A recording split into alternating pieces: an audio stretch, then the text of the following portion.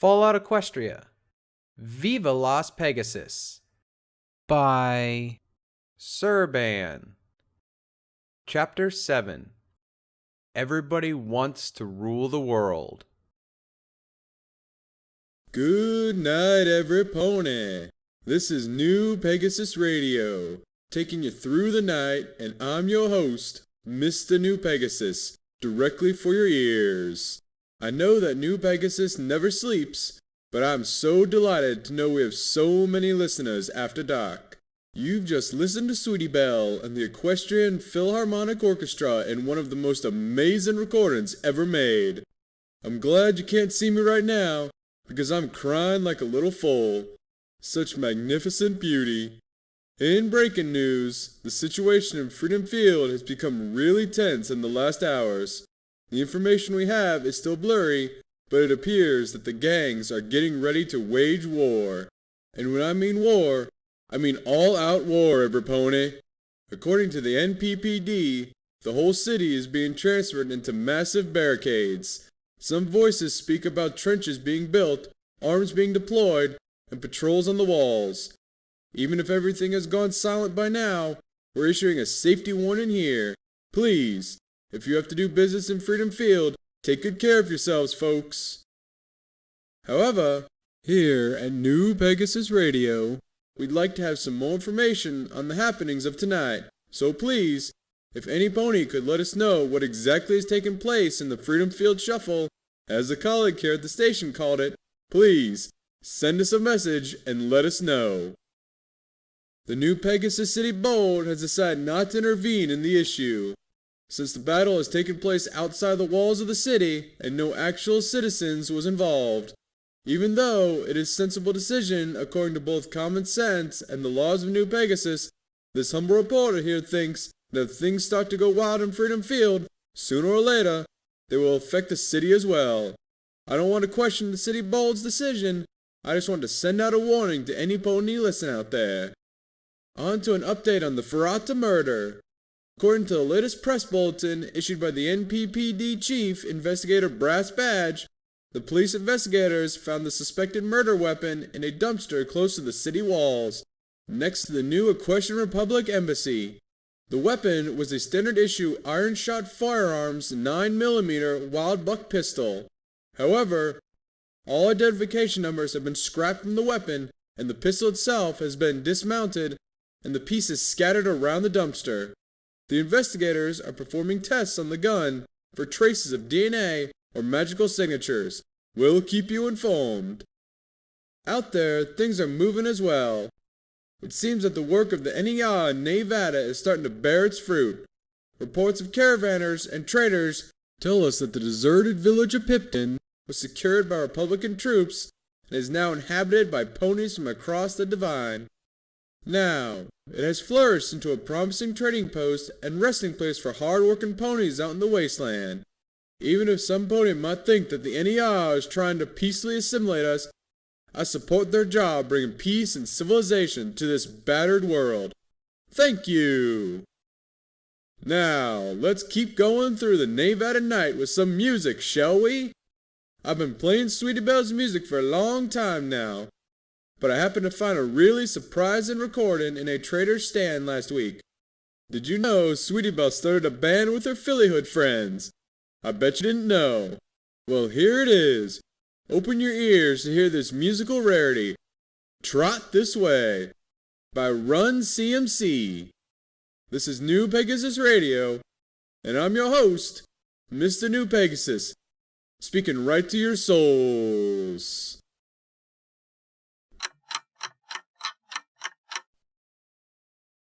The Wasteland shone with a weird light.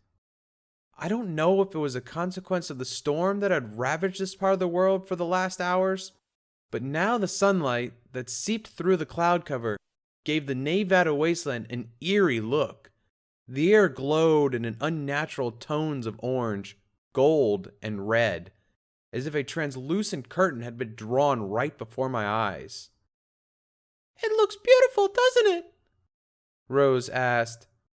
"It is breathtaking," I nodded. "However, beautiful is not the word I'd use. There's something eerie about the looks of the wasteland right now, as if we're walking in the middle of a nightmare. A nightmare? Rose chuckled. How can you think about this right now? It's nature at its finest. Indeed, it's fine. I smiled at her. I was feeling nervous for a reason I don't manage to understand. But there's something odd about this storm. It came out of nowhere so suddenly. It wasn't a common storm. How can you tell that? You're a stable pony. I don't have to be a stable pony to know that something so big and so violent can't pop up out of thin air. It needs to breed, to grow. And that didn't grow. It just happened. Boom! Just like that. I'm sorry to tell you that you're wrong, my dear Farsight. Rose squeaked, just like a filly when proving a grown-up wrong. It was heartwarming. I've lived through more than one of these sandstorms. Every now and then, they sweep Nevada from west to east. Always from west to east. I don't know more about them, but they happen randomly. Therefore, they're natural. All right, you're the Wastelander here. I smiled and gave Rose a friendly pat on the back. Exactly. Now let's get moving. Rose sped up, forcing me to follow her suddenly hasty pace. I wasn't in a bad shape, but the bulky armor and the load of my saddlebags made it a tough ordeal not to lose track. After almost a whole day of trotting across the eerie golden wasteland, we made it to Freedom Field. The guards at the gate were very surprised to see us enter the city unharmed. We weren't expecting any pony after the storm, unless coming from the south. The baffled guard exclaimed. How did you manage to do it? We were lucky to find shelter. I shrugged, giving less importance to our arrival than one of the guards was giving it. That's how we managed to survive the storm. Then you're a lucky couple. There are many caravanners that wouldn't have made it through this one. I'm sorry to hear that. I was lying, but curiosity was always a good weapon. What is wrong with these storms, though? I had never heard about them before. They're fairly random. The truth is, the last one happened a long time ago. However, you never know when or where a divine storm is going to hit. A divine storm? That name again. Harpsong had spoken about Divine Pass, or had it been Forager? Yes, a storm that blows from the divine, from the west of Nevada.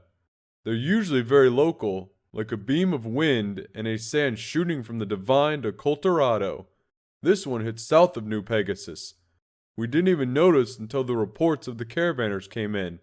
Also, a couple of Griffin escorts were able to make it out alive by flying. The greatest danger is to be smothered by the sand. More than radiation? I asked. More.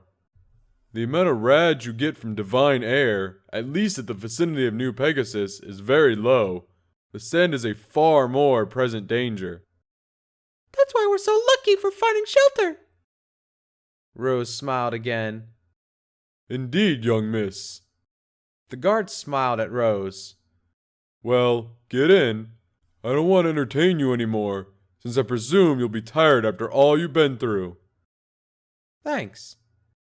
I nodded and walked past the guard posts. The gates of Freedom Field opened before us once again.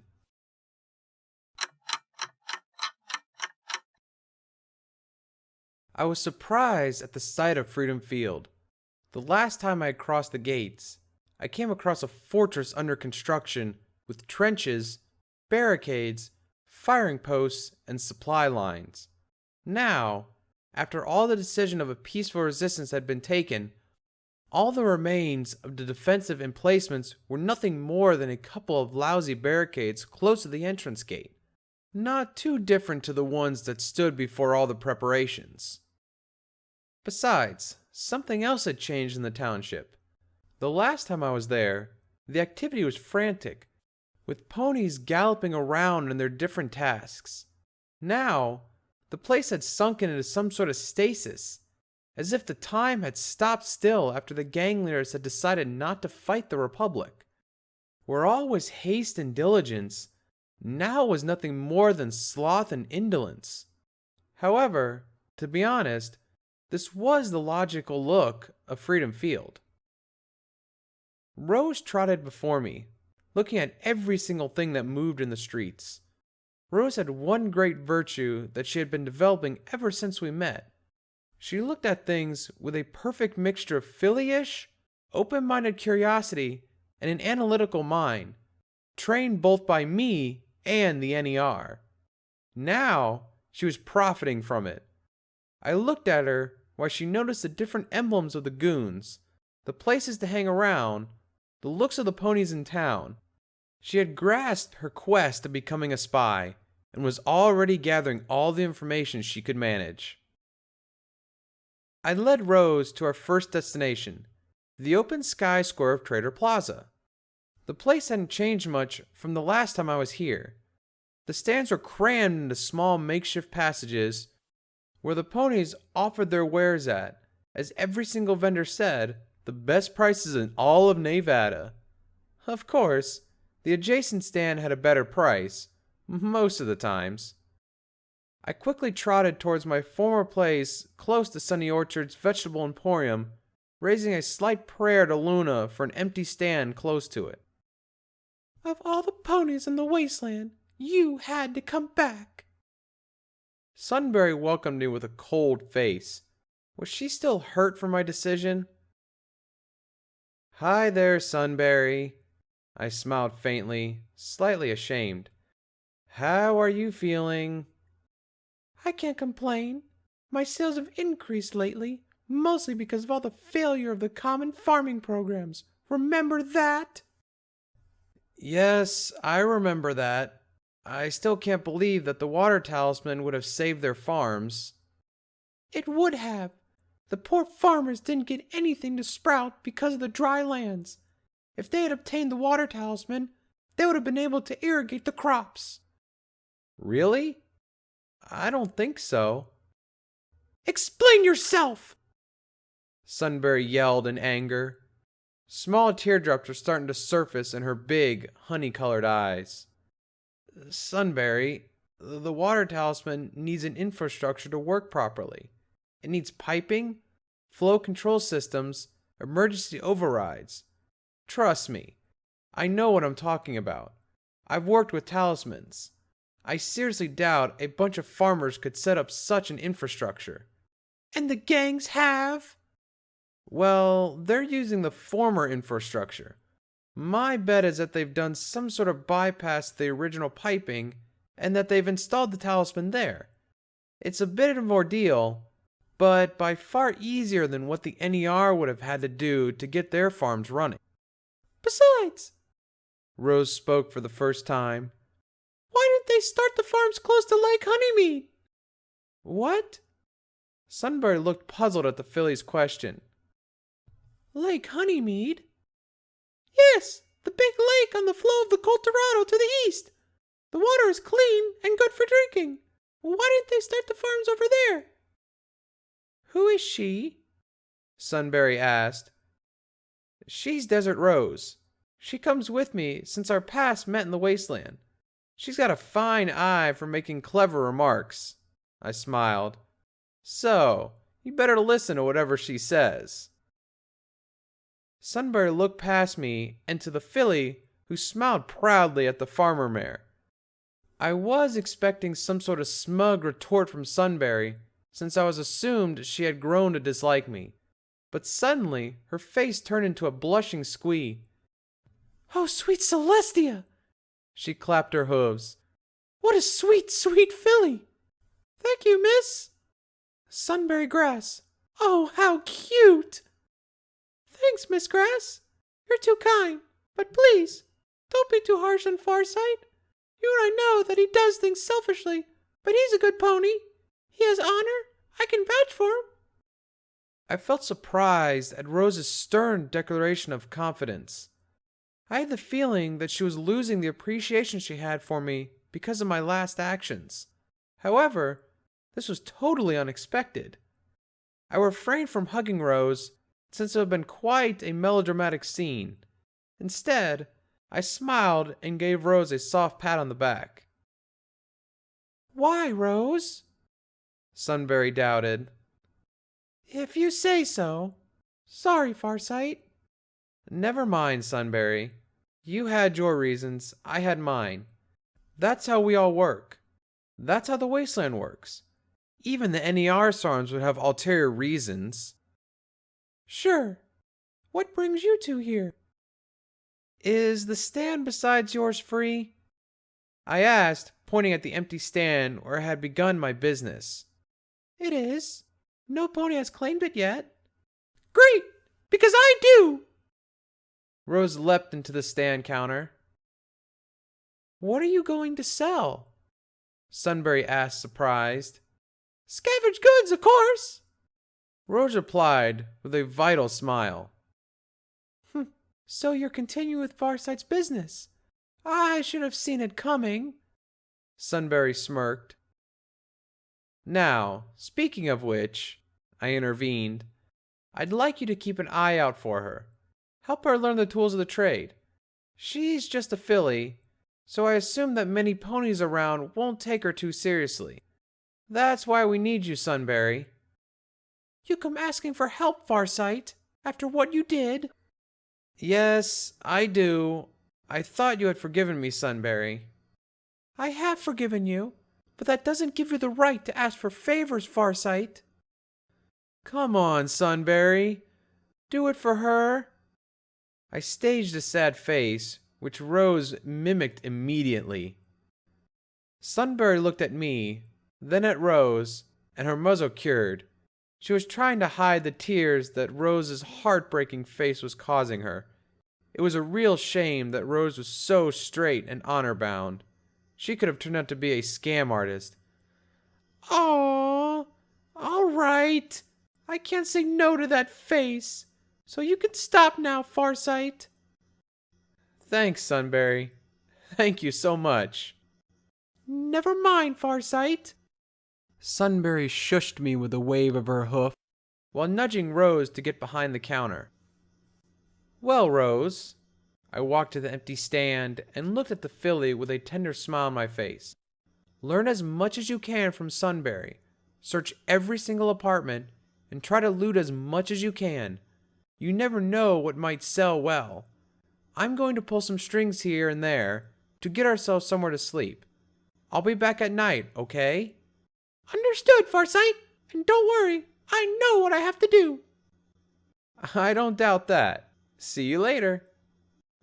I was about to turn around and leave when a wall of caramel-colored feathers locked me in a tight hug. There was no need to look at who the griffin in question was. "Oh, hi, Stuka," I said, half smothered by the young griffin's hug. "Hello, honey," she cooed, and then kissed me on top of my head, gently touching my horn. I had a shiver of pleasure run down my spine. Horns can be quite sensitive. "Now, dear, there are ponies watching," I whispered. "I know, silly." Stuka chuckled and let me go. "I was just playing around with you. I love to see you embarrassed." "Aw, great." I smiled, wiping all the embarrassment from my face. If she wanted to play, I would play. "How are you, honey?" Wait! Sunbury yelled. "Honey? Farsight, who is she?" Rose asked, puzzled. "Oh, please. Where are my manners?" I smiled at the all-female audience that was gravitating around me at the moment and thought of an elegant way out of this situation. "Ladies, this is Stuka Talonblade. She and I, well, we have a sort of relationship. Not the usual love story, but it's something all right." "Hi there." Stuka winked an eye at Sunbury and Rose. Their reactions were different. While Rose smiled back and seemed pleased to meet the griffin, Sunberry was looking at me with a smug face. Stuka, these are sunberry grass and desert rose. Rose is my prodigy. I saved her from a bunch of raiders out in the wasteland and took her along with me. Sunberry is a local trader who's helping Rose along with her business. My pleasure, Stuka! Rose cheered. Farsight's friends are my friends! Well, that was the most unexpected thing of the day. Sunberry smirked. Congratulations, Farsight. You never cease to amaze me. Well, I'll be leaving now, all right? I smiled and looked at Stuka while nudging away. We could have a calm chat away from Rose and Sunberry. Later, Rose and Sunberry. See you later, love buck. Sunberry smiled ironically. I was starting to have the feeling that she didn't hate me anymore. She just found me a massive walking conundrum on 4 hooves. I turned around, this time for good, and left Trader Plaza with Stuka following me closely. Once away from the market, I looked at Stuka, grabbed her, and gave her a passionate kiss. She had me excited from the very beginning. Sorry about that, Stuka, I shrugged. I hadn't told you about Rose. I hope you don't take it badly. Badly? She laughed out loud. Honey, Rose is the most adorable thing I've ever seen. She's like you in many ways, but so different in many others. I think we'll get along well, as long as she doesn't get a crush on you. For now, she sees me as a father figure, or so I think. Maybe later in a few years, but that's far away for now. Why should we worry? Exactly. Why should you? She caressed me with one of her big wings, making me shiver. Now, why don't you come to Mama Stuka's nest for a bit of tender love and care? I smiled at the proposition. It was one of the things I wanted at the moment. The destabilization plan could wait a little longer, couldn't it?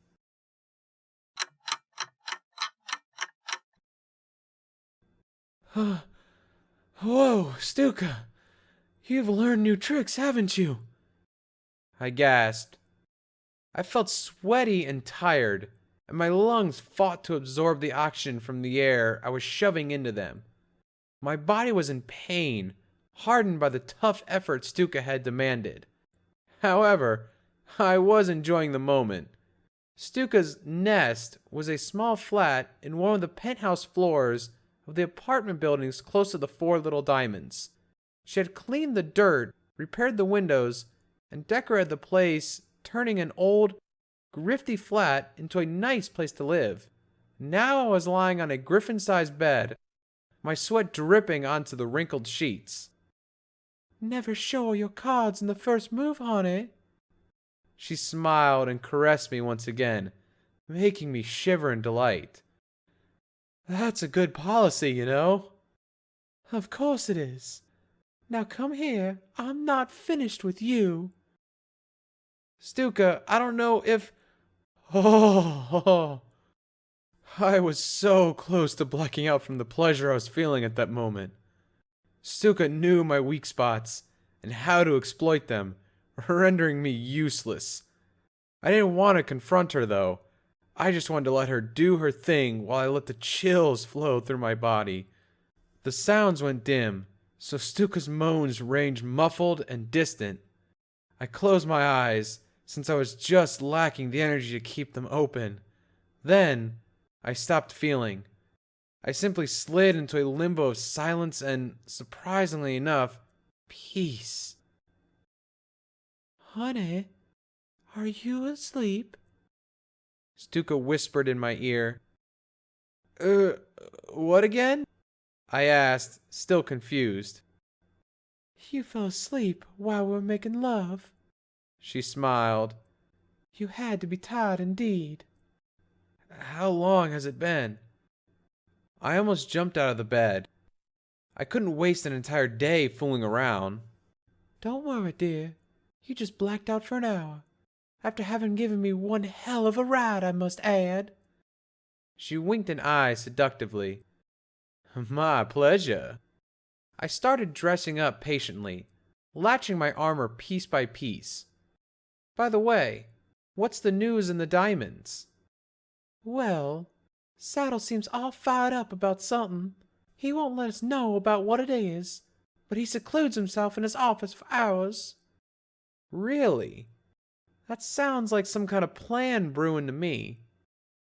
Same goes for me, honey. I don't know what to say, honestly. After the meeting we all had some time ago, I thought Saddle was done for. With all the drug production cut down to almost nothing, I never thought he'd be so active. That sounds worrisome, doesn't it? Why worrisome? Saddle is highly militaristic, if I'm not mistaken. In the meeting, he was willing to go out and fight the NER. Him being active worries me. I see where you're going, but I don't think it's going to happen. As long as Golden Swallows keeps him on a short leash, Saddle's nothing more than a lot of bark and no bite. Still, that doesn't make me less worried. Goldie is not perceivably the most trustworthy pony in the world. I thought Goldie was the one that proposed the idea of non-violence. So what? So, I think it'd be rather incoherent for her to dump her principles and start a war. I hope so, for the good of us all. In the very depth, I didn't care all that much, because if Saddle started a war against the NER, my job would have been done.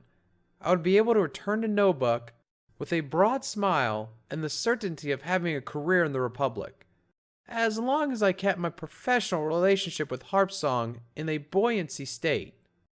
However, there was something refraining me from endorsing that plan. It lacked the challenge. It was too easy. It didn't appeal to me at all. So, what are you up to, darling? I can't tell you, Stuka. You're working for Saddle. Oh, is it a nasty, nasty plan against grumpy old Saddle? Stuka talked to me as if I was a foal. I smiled at her cute face. Griffin cute. No, nothing like that. It's that Saddle and I don't get along. I tend to align more towards D and the Stringers, and I have a feeling that Saddle doesn't pair well with the followers at the music school too well. Yes, but I'm not Saddle, am I? No, you're far hotter. I winked. Are you asking for another ride? Stuka giggled. As much as I'd love to, no. I've got other things to do. Otherwise, we could go on and on until one of us fainted, which, by the looks of things, would be me. Aw, come on, darling. Tell me what you're up to. I'll tell you, but just because you asked like that.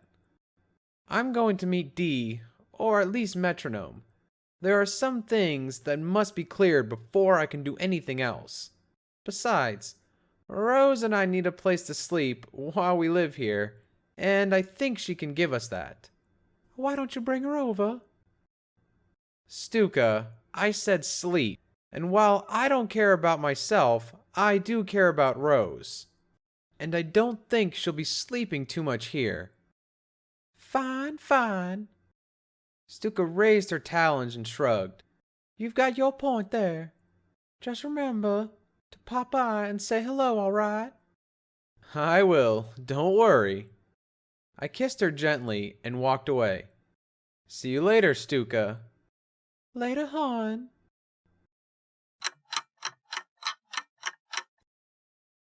I got back to street level a couple of blocks away from the main gate to the Four Little Diamonds, and I noticed the weary looks of the Buckmare goons were giving me. I had the feeling that I wasn't all unknown in Freedom Field, and that big Buckmare considered me a threat. To be totally honest, having your lover living close to your greatest enemy in town was a bit of a risky gamble. However, I was rather confident that they wouldn't attack me. At least not without prior provocation.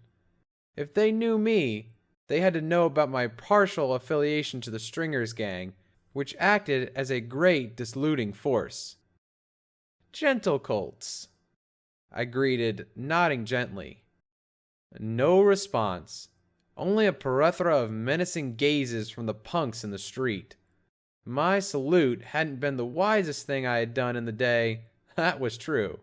However, it prompted an idea in my mind. A civil war would be another option to break the stalemate of the situation in Nevada. If the gangs started fighting each other, the NER could come in as a pacifier, either by itself or supporting one of the gangs. Needless to say, that solution was far more dangerous both for me and for Rose. For Stuka, on the other hand, it was a plain death warrant. Being the bodyguard of one of the gangs, there was a hoofful of possible outcomes that ended up with her dead, and I didn't want that to happen. Not by any chance. Therefore, I'll have to look for another way of breaking the union between the gangs. That way meant diplomacy and scheming. Guns aside, there was no much more to do. Since the alliance between the gangs was clearly split in two fronts that were close to breaking, there were two possible sides I could try to influence. On the one hand, there was the Bellis's Buckmares, which hated me with the intensity of 1,000 suns. On the other hand, the Stringers, whose second in command had sent an assassin to kill me and Rose. While none of them were precisely friendly, I preferred to make things up with Metronome and D. They were the ones that wanted a peaceful agreement with the NER in the first place. After all, they were forced to accept Goldie's intermediate solution in order to avoid a greater evil. I believe that they were the ones that most fit into the Republic's ideology, and I had the feeling that maybe, only maybe, the Stringers would accept integrating into the NER. I walked all the way to the music school, with my mind lost in my thoughts and plans. But truth be told, I had no idea about how things would develop from this moment on. I was hoping on having the chance to speak with Dee and make things clear, although the little pony in my head was preparing me for another showdown with Metronome. Anyway, I would have to play with the cards I had. The bell above the entrance door chimed as I walked into a warm, fuzzy lobby of the school. With the new piece, the place was thriving as a long line of colts and fillies sporting different instruments waited for a lesson. Some of them looked especially neat and tidy, which made me think that the high society of New Pegasus sent its descendants to Freedom Field to get cultivated. It was a funny sort of symbiosis, indeed. I walked to the counter, in the middle of the room, and greeted the secretary mayor with a gentle nod. "Good day, sir." She smiled very professionally while she filed some folders. "Same to you." I smiled back. "Is Miss Clef available right now, or at least Metronome?" "Miss Clef is busy giving lessons, as you can notice."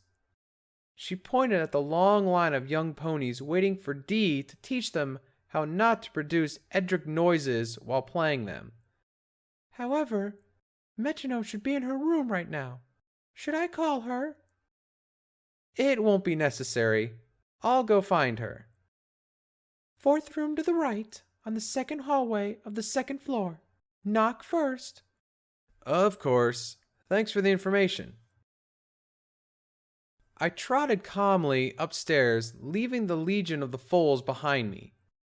Their discordant noise echoed through the long corridors of the music school as I made my way to Metronome's room. To be honest, I would have had a hard time finding the room if it hadn't been for the secretary's help. The hallways were all so similar, without any distinctive decorations that helped me differentiate one from another, and the place was enormous. I finally made it to the fourth room to the right on the second hallway of the second floor.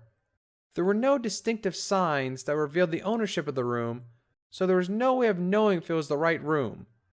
I shrugged and knocked gently. "Metronome?" I asked. No response. The door wasn't closed, so it moved slowly after I knocked on it. I got a clear sight of Metronome's room. The blinds were partially closed, leaving the room in a slight penumbra, but I could see that the place was a small bedroom with a bed in the middle, a closet on one side, and a table in a corner. Next to the bed, there was a rack with a checkerboard piece of clothing was hung. If I wasn't mistaken, that had to be Metronome's dress. That being the case, where was Metronome? I walked slowly into the room, almost creeping. I even brought my eyes forward sparkle to the front, looking for signs of life. There was one, not hostile, on the bed. I kept moving forward and understood what happened. Metronome was lying on the bed, fully naked. I felt a sudden chill when I gazed at her white-coated flanks. Her cutie mark was a swinging metronome, shining in black and wooden brown over the gleaming white fur. Many ideas crossed my mind at that moment. My body was still weary from my early morning exercise with Stuka, but Metronome was very attractive. Also, it wasn't too civilized to sneak up on her with the intentions I had in mind. However, I wasn't going to walk away. If she was to catch me in such a situation, I preferred to be caught admiring her than sneaking away like a fool who's done something wrong. I had a mean idea cross my mind, and a bit of a risky move, I decided to pull it off. I concentrated on making a soft pressure spell. My horn lit the room in a dim blue light while I started to massage Metronome's body, soft and carefully. "Ah, ah," she moaned. I had to fight to keep silent. She wasn't asleep anymore. She was clearly enjoying the moment. What was going to happen when she opened her eyes and found me in her room? I frankly didn't care. Well, maybe I should have cared, but I didn't. I just kept applying pressure to Metronome's body while I fought my impulsive to lay a hoof on her. "Oh, so good," she mumbled with a smile on her face. I smiled too. I'd finally controlled my anxiety, and I was caressing her carefully from a distance. Her face showed how much she was liking my massage, and I was now thinking on what to do when she finally opened her eyes. I could play fancy or even seductive, but I could just excuse me saying I thought she looked tired and that she could profit from a bit of care. While I was considering the different options, Metronome twitched and opened one eye. She lifted her glasses with her magic and looked at me through them. Then her expression changed to something between amazement and disbelief. "Farsight?" she gasped. "Yes, it's me." "And what the hell do you think you're doing?" "What does it look like, Metronome?" "Well, you sneak into my room with me naked and you start fondling with my body. It looks like something dirty and low down to me." "Oh, I am so sorry, Metronome. I just thought that such a lovely body needed some serious care." "And you were here to deliver, weren't you?" "I happened to be visiting, yes." I smiled archly. "Anyway, if you want me to leave, I will." Just never mind, darling." Metronome got up slothfully, stretching her gracious body. Since she usually hid under wide dresses and packed her mane in a top knot, her sheer attractiveness was concealed. Probably, it was a tactic to draw all the spotlights to her boss, D. She walked all the way to me, looking at me with a mean face. Her body waved gently with every step she took. She got so close I could feel her warm breath on my muzzle. Now, I've been taught to be thankful and to reply any favor, gift or not. She licked her lips. However, don't get me wrong. This is nothing more than compensation. Don't think there are any feelings attached, darling. Metronome kissed me in a passionate way, even more passionate than any kiss Stuka had given me. It was hard to believe there were no feelings to it. Come on, Metronome. I smiled and looked at her with an amused expression. Don't tell me you haven't felt anything. Farsight, don't you dare get lovey on me, darling. Who said I was talking about love? I felt your passion, your body twitching, your warm breath, your heartbeat. You must have felt that too. That's just bullshit, Farsight. Quit it. Metronome looked away with a pissed face. Really? Bullshit, you say? Let me show you something. I got up and walked towards her. She was sitting in silence, looking towards an undermined point in the far wall of the dark room. I got close and kissed her gently on the horn. If her horn was as sensitive as mine, she would really feel that. What are you doing? She shivered. Bingo.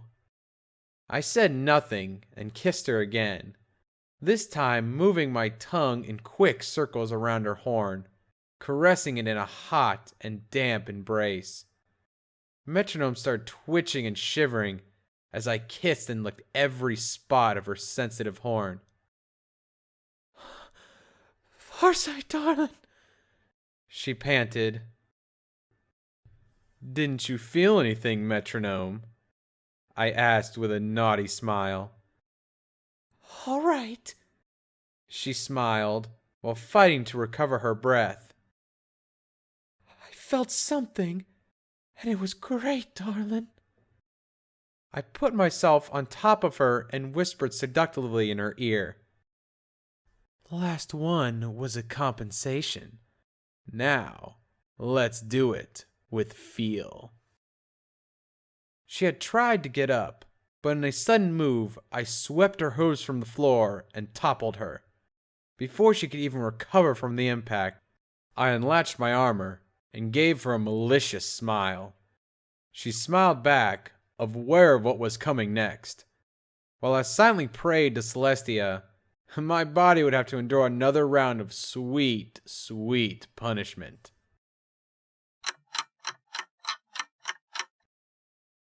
Daylight slipped into the room through the half-closed blinds. Metronome and I were lying on the floor, still embraced, encircled by the pieces of my leather armor. She smiled once again and freed herself from my hooves. Then she sat on her hind legs and used her magic to bring a box of cigarettes and a lighter. She lit one and started smoking with slow, slothful puffs. Do you want one, darling? She asked. Nope, I don't smoke. Damn, Farsight, you're going to make me run out of smokes, darling. That's why you should stop smoking. I rubbed my hoof up and down her belly. Now that's why I'm going to have to buy more. Okay, have it your way. I suppose you won't speak a word about this, will you, darling? My lips are sealed. I slid my forehoof along my mouth. Good, because I think your griffin mare friend wouldn't like to hear about our meeting, darling. She won't hear, at least from me. Although, I've needed to know if she's one of the jealous kind. Trust me, darling, you don't want to find out if a griffin is jealous.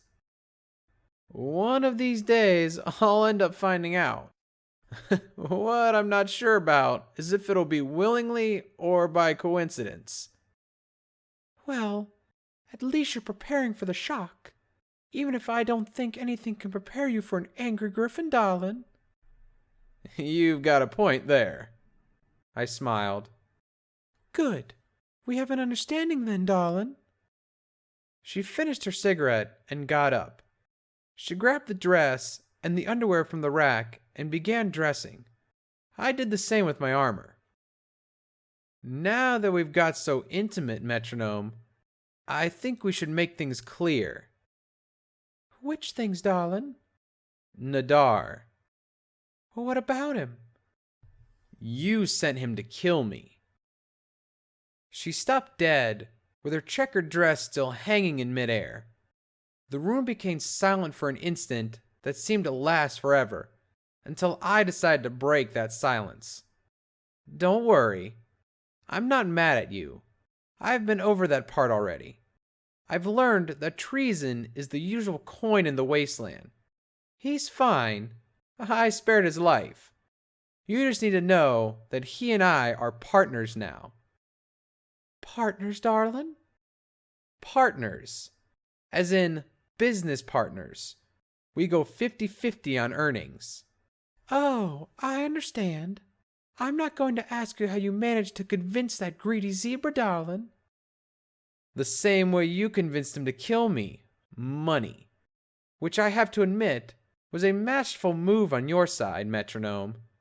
There were a few ways I could have gotten out alive. You're a lucky bastard, Farsight. She smiled and winked. Maybe. And you're a smoking hot schemer. Just the kind of mare that turns me on. Stop fancy talking, Farsight, darling. Come on, Metronome. I'm not fancy talking. This one is honest praise. Trust me. Actually, I'm quite surprised that you keep playing second fiddle. Are you implying I should betray Miss Clef, darling?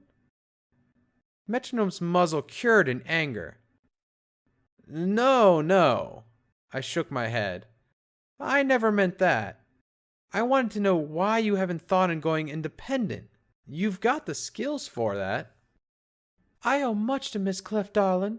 She picked me up from the gutter when I was nothing more than a homeless filly and raised me as a younger sister. I've learned every single thing about this world from her, and the only thing she asks in return is loyalty and respect. I'd rather die than betray her. Period, darling. All right, I'm sorry for asking that. I never thought it would be such an important matter to you. Please, forgive me. You had no way of knowing, she sighed. Just forget about it, darling. Metronome slid the dress down her neck, hiding her attractive body from the world once again. Then she started tinkering with her mane. Thanks for the honest praise, though, darling. Speaking about Nadar, where is he right now? Who, Nadar? Why the sudden interest? Because I want to know where my money went, darling. Oh, Metronome, that is rude. I thought you actually cared about him. Irony filled my voice. Metronome laughed. She had already finished wrapping her mane in a top knot and was locking in position with a bunch of bobby pins. Yes, I care a lot about Nadar, darling. One hell of a lot. Where is he now? As far as I know, he keeps working for the NER, so he should be stationed in Nobuck. He won't be coming back until he knows he's safe. And besides, they're paying him quite well. What does he think? We are not like the fucking Buckmares. We don't kill our mercenaries if they fail. We just don't pay.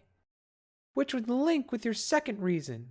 Anyway, I think it's better for him to keep away from Miss Clef for a while. Nadar's salary was frankly high, and I don't think Miss Clef's going to like seeing him around in a while, darling. I see your point. Of course you see my point, darling. It's just too obvious not to see it. Is there anything else you need to tell me? Yes. In Nobuck, we were forced to work for the NER in order for them to spare our lives. They sent me here to try and break the alliance you forged. Really? And why do you tell me this, darling? That's rather bold of you, not to say totally insensible. Why? The way I see it, I'm a mercenary. I work for myself, not for others.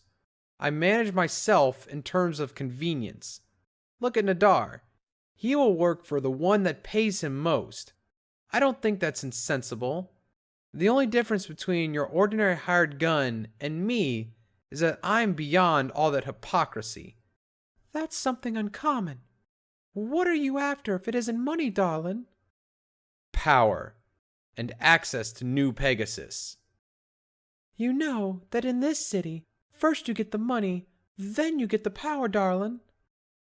And then you get the mares. I smiled. I know the philosophy, metronome. However, as I said, my top priority is to get into New Pegasus. If that is the case, darling, I'm afraid we can't help you with that. A sting of disappointment made me frown, although it was rather obvious that Freedom Field gangs had no way of getting any pony into New Pegasus.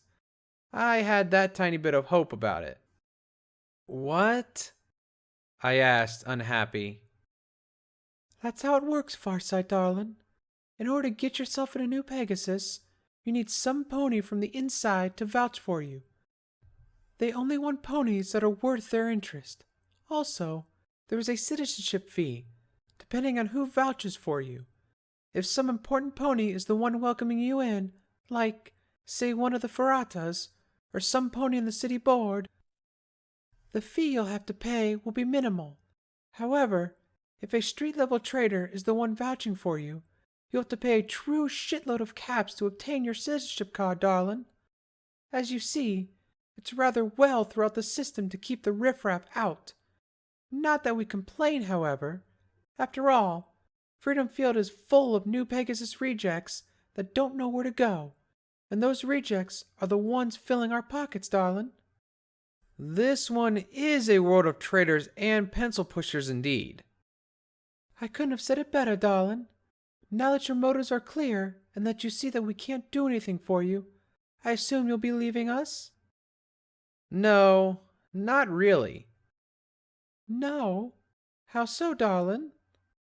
Metronome seemed surprised. The NER sent me to destabilize Freedom Field.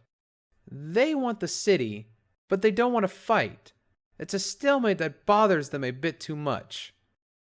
So, you're still working for the NER? I'd understood you were going to betray them, darling. So to speak.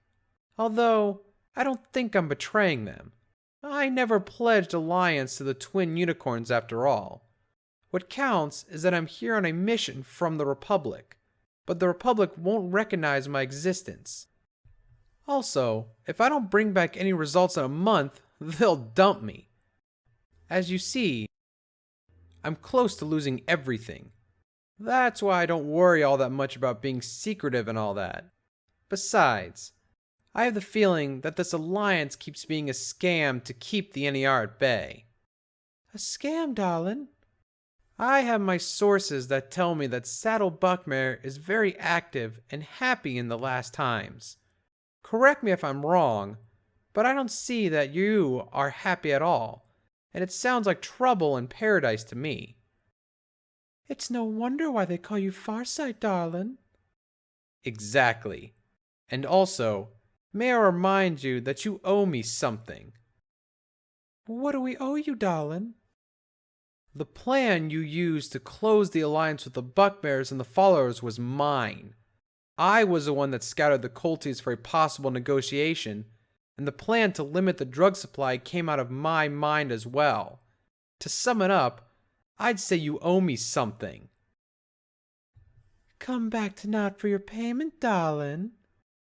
Metronome smiled seductively. It sounds good. But I have another offer to do. One that would need your cooperation. Our cooperation, darling? I'm listening. As you know, I've been sent by the NER to break the stalemate. However, the way I see it, breaking the stalemate equals helping one of the factions. Since you have my sympathies, even after having tried to kill me, I winked at Metronome, I've decided to offer my help to you. Why, darling? Why what? Why do you still have my sympathies?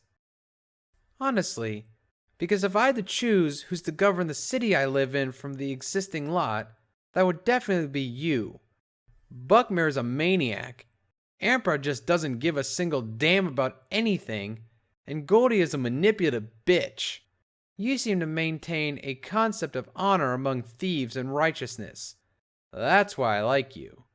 Heh, I would have never expected those principles from a buck like you, Farsight, darling. Blame my stable tech education. I still have residual concepts of right and wrong lurking in the dark corners of my mind. I smiled soulfully. What do you think about my plan? You're implying that we have to ally with the NER, darling. Should that be a problem? I shrugged. As far as I know, you're willing to sign a treaty with the Republic, and to be honest, I think the NER would love to be able to position itself on the side of one of the factions. Yes, but now we can't, as much as we'd like to, darling. The population has assumed the idea of a peaceful resistance. Goldie's a great manipulator, and now, going solo and offering a simulation proposal to the NER would have Miss Clef hung and quartered. Frankly speaking, of course. I see. So, you're tied in politics. Exactly. Miss Clef can't make a single move without risking her political status, darling. I think that's what makes Saddle so happy. She's bleeding out in her own trap. That is a tough situation. Listen, I can get you out of it, but only in the way I told you. I can give you the keys to an alliance with the NER. You only have to take them. I'm sorry, Farsight, darling, but as much as we appreciate your help, we must refuse. The Buckmares and the followers know you already, and Miss Clef can't afford having you act on my behalf. They'll see foul play in each of your actions, and if I know Goldie half as good as I think I do, darling, she'll use you as a weapon to turn the population against Miss Clef, and she can't afford that. What are you going to do next? Frankly, darling, I have no idea. Maybe you can pull some strings on your own. Metronome started walking towards the room door, which had been partially open since I entered. Any pony could have been watching us, but I simply didn't care about that. She was about to leave when she stopped and looked at me. Now get moving. I've got work to do, darling. Of course, Metronome. I trotted close to her. Also, you could dress something fancier while in town. That armor makes you look like a raider, darling. Oh, yes. Speaking of which, Rose and I would need somewhere to sleep in town. Take your former rooms. They're still vacant. Thank you very much, Metronome. You're welcome, darling. Now get out of my room before my patience runs out. I trotted out while Metronome closed the door and locked it shut with a small key she hid in her purse. I walked down the corridors until I found the room where I had spent days recovering from the attacks I'd suffered from some of those Buckmare goons. The door wasn't locked, so I walked in and closed it behind me. The armor fell to the ground with a thudding noise, and I got into the shower. The feeling of the pouring water on my fur had an almost healing effect. Feeling clean and refreshed, I unpacked the suit, the shirt, and the tie from the saddlebags, and dressed in style. It felt good to be out of that tough, constraining armor for a while. I brushed my mane carefully, trying to look as good as possible, even for a ragged, battered wastelander. With a lot of questions in my head, I left the music school.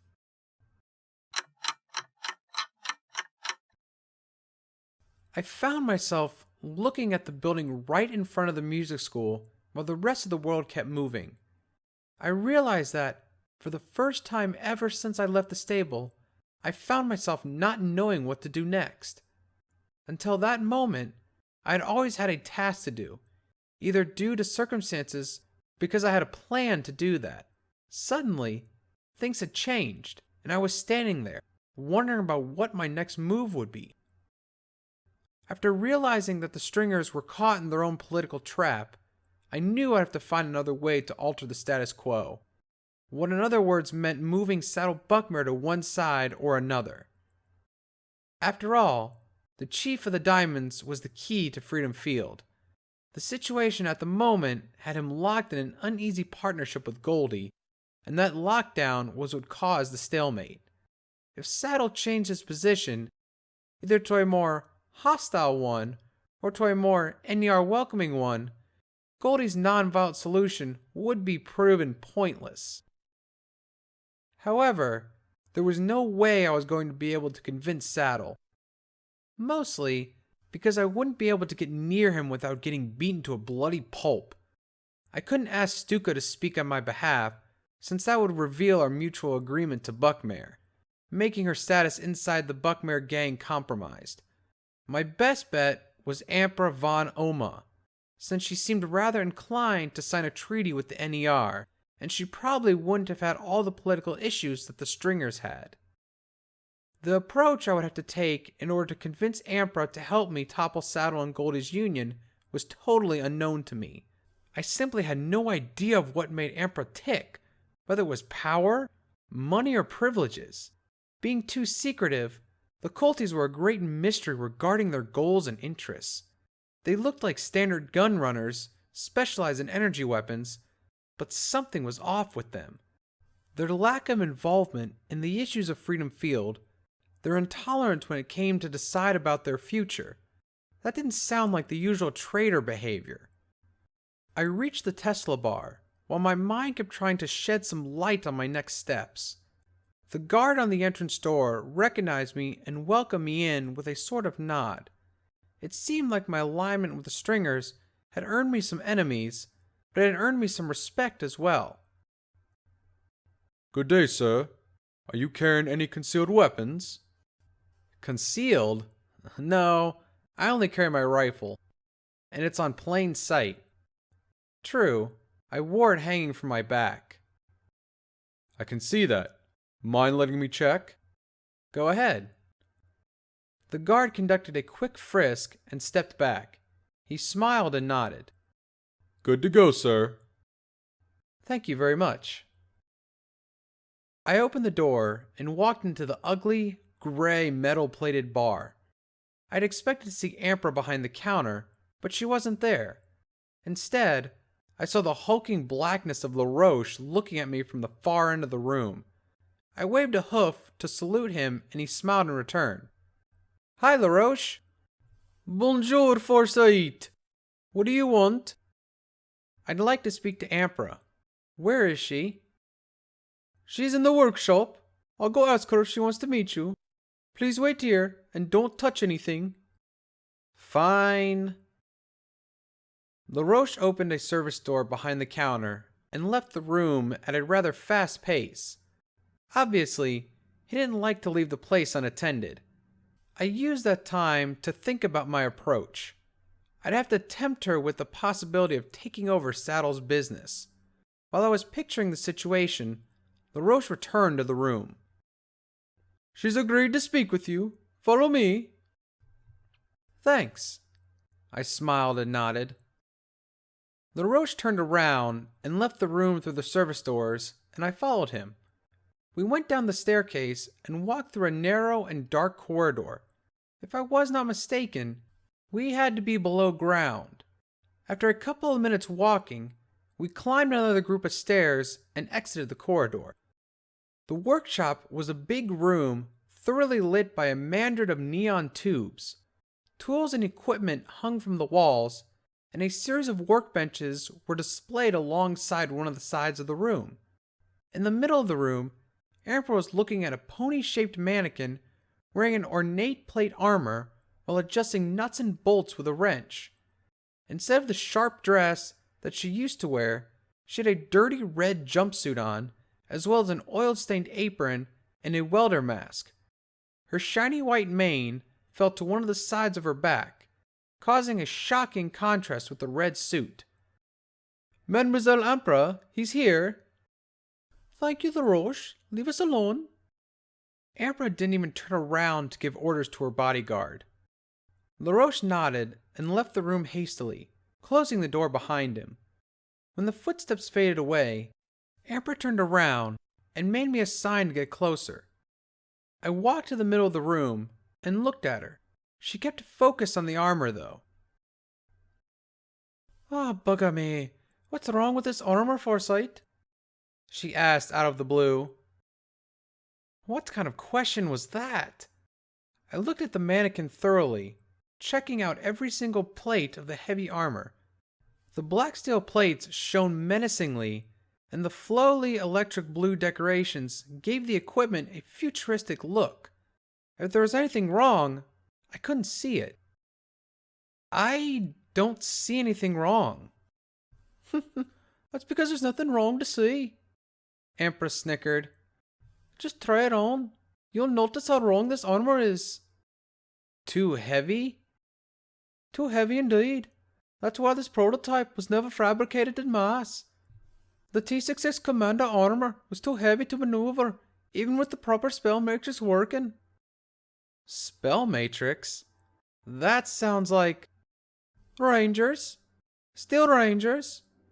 Of course, Farsight. That's where this comes from. How did you get it? I didn't get it. I built it. You what? I built it. I crafted every single plate. I joined them together and I casted a spell matrix myself. And how did you know how to do that? I had the blueprints. From there on, it's not that hard. Where did you get the blueprints? Did you buy them or something? Buy them? The Rangers didn't sell their blueprints. Technology is sacred to them. They won't go bargaining with it. Then how? I felt puzzled. You don't seem to get it, do you? Amber walked away from the T-66 armor and headed for one of the walls. Using her magic, she removed one of the tool panels. Behind it, there was a safe stuck into the wall. She operated the safe knob and opened the door. She picked up a little trinket from the safe and closed it. Then, she returned to the center of the room and showed me the small object she had picked up. It was a small crest with a symbol on it, an emblem showing a big apple crossed by a winged sword with 3 cogs with stars on them. It was the emblem of the Steel Rangers. Does this mean that you... Former scribe Emperor von Orman of the Steel Rangers, Nevada contingent. Former scribe? Were you an outcast? Yes. The elders and I had different points of view. What do you mean, different points of view? Well, the Steel Rangers are a bunch of tech hoarders. They stretch the wasteland, looking for pre-war technology in functional state. And they store it, just like that. They grab it, document it, and store it so that no pony else can use it. I thought that I could profit from that technology and started selling small applications to the caravanners. Soon, they caught me and cast me out of the order. That's how you got the schematics. Indeed. But they're worthless. This armor will need a total overhaul to be functional. But I don't think you came to speak about armors and spell matrix with me. Indeed, I came with a proposal. Amber smiled wearily while she took the apron off and hung it from a small hook close to the entrance door. Then, she walked up and down the workshop with an air of superiority, smiling smugly and looking at me with an amused expression. Let me guess. You went to Dee and she told you she couldn't do anything about Saddle and Goldie, isn't it? Ouch! She had anticipated my move, taking the initiative in the conversation from me. The more I spoke with Amber, the more I realized how smart she was. And being so smart, she preferred to keep to herself and act discreetly, while others fought for the spotlight. Very Steel Ranger-like. Yes. And now you've come to me looking for a helping hoof, thinking you'd have some brilliant idea to offer me? Pretty much. Well, I'm listening. Empress sat her flanks and smiled, watching me struggle to come out with a good way of putting things together. My throat had been dry, and I had the feeling of being walking on a high wire.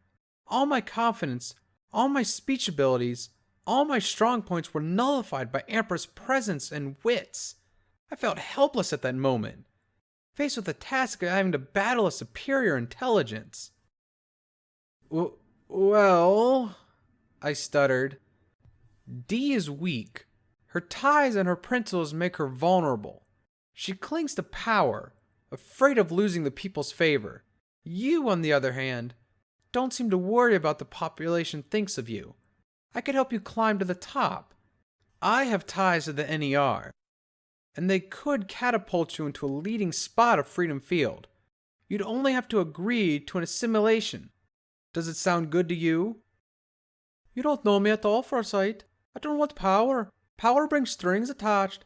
Your friends over at the music school should know that very well. You should too, since you'll be so willing to help them. If you ask me, Dee could keep the power for herself. That's why I support her. You know that if things keep like this, Dee will end up losing her power to Saddle and Goldie. I know that Saddle is a menace from the welfare of this town. I know that Goldie is a bitch that uses her, "Oh, we're so good and we care about every pony equal position," to become a bit of a living saint around here. No, she's profiting from her popular favor to appear as the logical alternative to the distant and delinquent Dee Cliff. I'm aware of that. If things carry on like this, we're going to have a war on our hooves. And you want that? Of course not. Then why don't you act? What would you consider acting? Running to the NER crying for help because of the bad Buckminers are being too powerful? You know the NER could provide security and great benefits, don't you? That's what I say. They'll bring more things with them, I'm sure. That's why I prefer leaving things as they are right now. But what I say is final. Right now, I don't feel like helping you change things, since there are no things that require being changed. I like Freedom Field as it is. With its struggles and its politics, it's a fun show to watch, if you don't get too involved.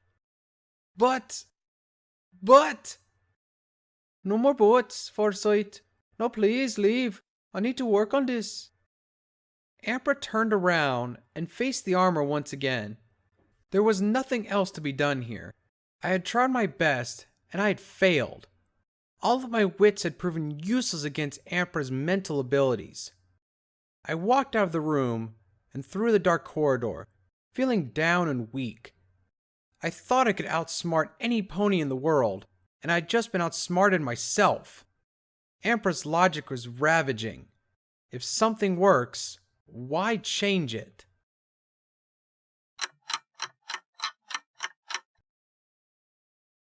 Note: perks obtained. Easy Lover. You have mastered the arts of seduction. You get a +1 perception and +1 charisma when interacting with some pony of the opposite sex. Questionable logic. You have been outsmarted, which has hit you pretty badly. -1 intelligence.